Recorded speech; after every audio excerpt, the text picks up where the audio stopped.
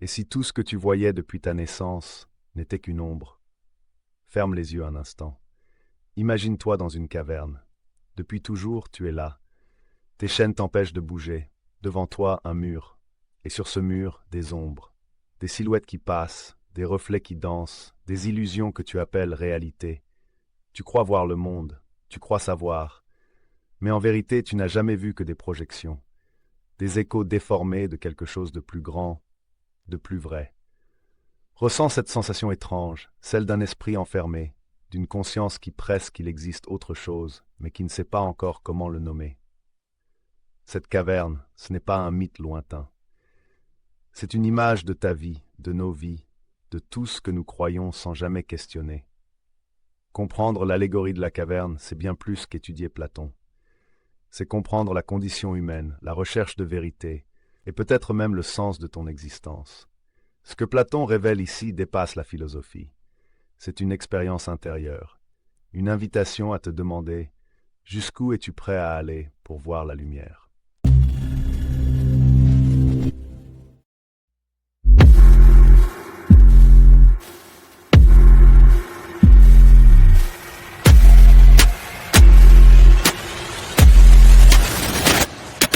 Platon. Un nom que tu as peut-être déjà croisé dans un manuel, sans imaginer à quel point il a façonné notre manière de penser. Disciple de Socrate, maître d'Aristote, il a fondé à Athènes la première grande école de philosophie du monde, l'Académie. Là où, pour la première fois, on ne cherchait pas seulement à vivre, mais à comprendre ce qu'est le vrai. Dans son œuvre monumentale La République, Platon s'interroge sur la justice, sur la politique, mais surtout sur la vérité. Et au cœur de ce dialogue, il glisse un récit étrange, une image si puissante qu'elle continue de résonner depuis plus de 2000 ans, l'allégorie de la caverne.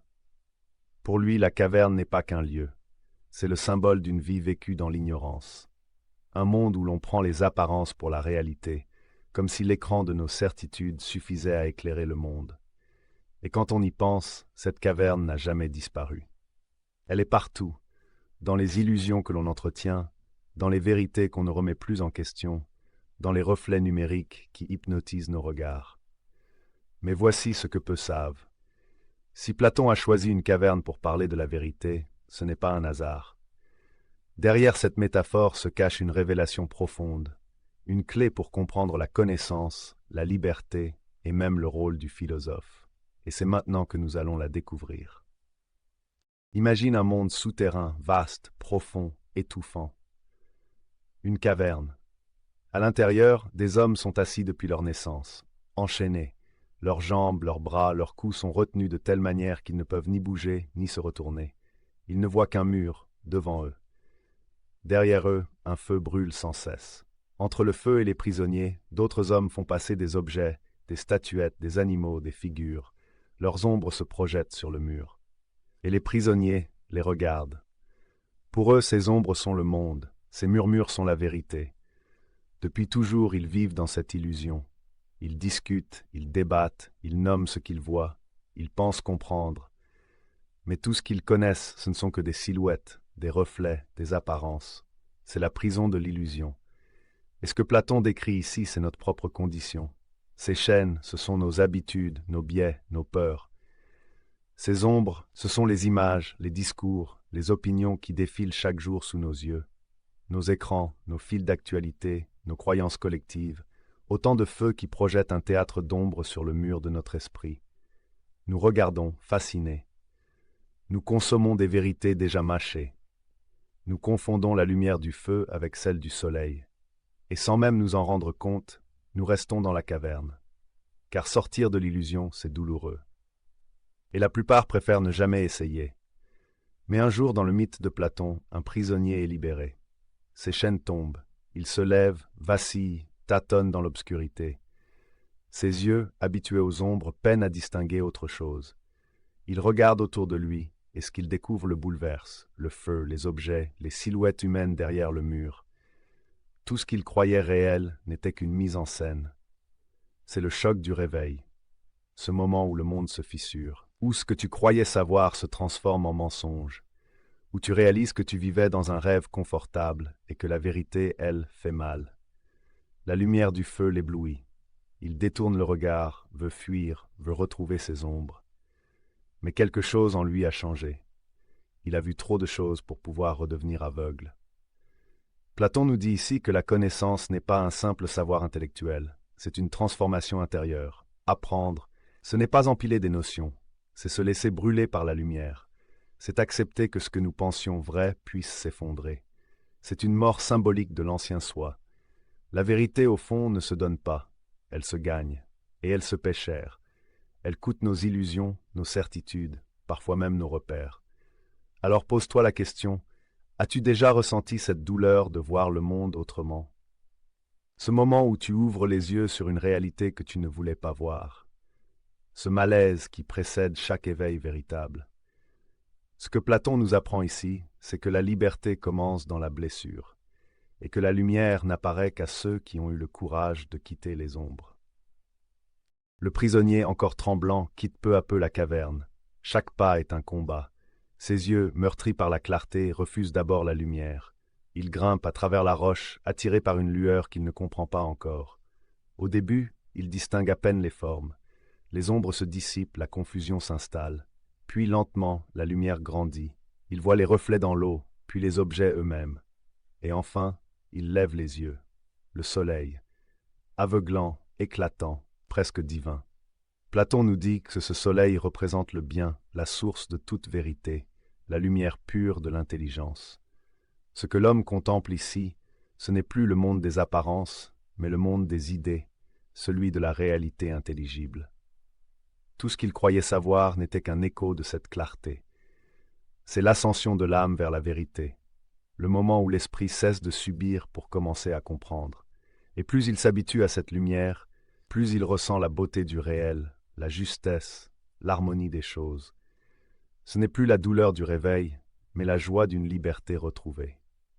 Ce passage de l'ombre à la lumière, Platon le décrit comme un éveil, un accouchement spirituel. La connaissance n'est pas une simple vision, c'est un changement d'être. Ce n'est pas le monde qui devient lumineux, c'est le regard qui s'éclaire. Et quand on y pense, cette montée vers la lumière, c'est aussi la nôtre. Apprendre, aujourd'hui, ce n'est pas seulement accumuler des informations, c'est s'élever au-dessus du visible, refuser la facilité du déjà su. C'est comprendre que la vraie clarté ne vient pas des écrans, mais de la conscience qui s'éveille. Mais l'histoire ne s'arrête pas là, car une fois qu'il a vu la lumière, le prisonnier ne peut pas la garder pour lui. Il redescend, il retourne dans la caverne, là où il a vécu, là où les autres sont encore enchaînés. Mais cette fois, tout est différent. Ses yeux, habitués au soleil, peinent à supporter l'obscurité.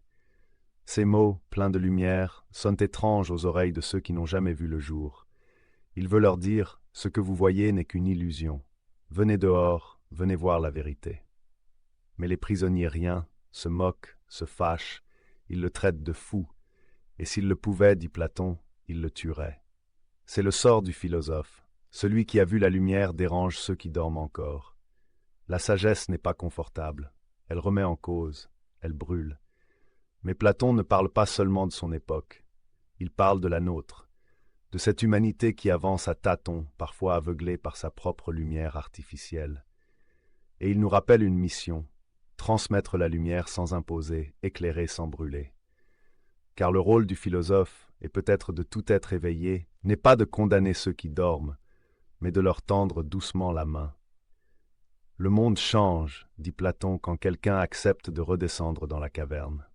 Le mythe de la caverne n'est pas seulement une vieille histoire racontée par un philosophe grec, c'est une parabole éternelle, une invitation à regarder autrement, à oser sortir de soi pour découvrir la lumière qui dort en chacun de nous. Platon ne décrit pas seulement des prisonniers, il parle de nous, de cette part de nous qui reste attachée à ses certitudes, à ses habitudes, à ses illusions rassurantes. Et pourtant, au fond, une autre part murmure. Et s'il y avait plus?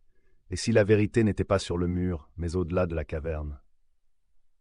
Sortir de la caverne, c'est cesser de vivre dans les ombres des autres pour devenir la lumière de soi-même. C'est refuser d'être un simple spectateur et redevenir acteur de sa conscience. C'est un chemin exigeant, parfois douloureux, mais c'est le seul qui mène à la vraie liberté. Car au fond, cette allégorie est universelle. Chacun vit dans une caverne, chacun peut en sortir. Et le monde ne change pas quand la masse s'éveille. Il change quand un seul regard s'éclaire. Le philosophe, c'est celui qui voit, mais le sage, c'est celui qui aide les autres à voir à leur tour. Et peut-être qu'à ton tour maintenant, il est temps d'allumer ta lumière. Et maintenant, regarde autour de toi, observe ton monde, tes habitudes, tes certitudes. Peut-être que sans t'en rendre compte, tu vis encore dans une caverne, pas faite de pierre, mais d'écrans, d'opinions, de croyances héritées des autres. Quelles sont les ombres qui dirigent ta vie? Celles que tu confonds avec la lumière parce qu'elles sont familières, confortables, rassurantes. L'allégorie de Platon n'est pas un mythe ancien, figé dans les livres. C'est un miroir tendu à chaque époque, à chaque être humain, pour lui rappeler que la liberté commence quand on ose voir autrement. Sortir de la caverne, c'est cesser de vivre dans les ombres des autres pour devenir la lumière de soi-même. Et c'est peut-être ça, la vraie révolution intérieure. Car le monde ne change pas quand tout le monde s'éveille en même temps. Il change quand un seul regard s'éclaire, quand une seule conscience décide d'avancer vers la clarté. Alors dis-moi, quelle est ta caverne? Quelle vérité attends-tu encore avant d'ouvrir les yeux? Partage-le en commentaire, car chaque réflexion éclaire un peu plus ce chemin collectif. Et si tu veux continuer cette quête des grandes âmes et des idées qui traversent les siècles, abonne-toi à Sagesse Intemporelle, non pas pour voir plus d'ombre, mais pour marcher ensemble vers la lumière.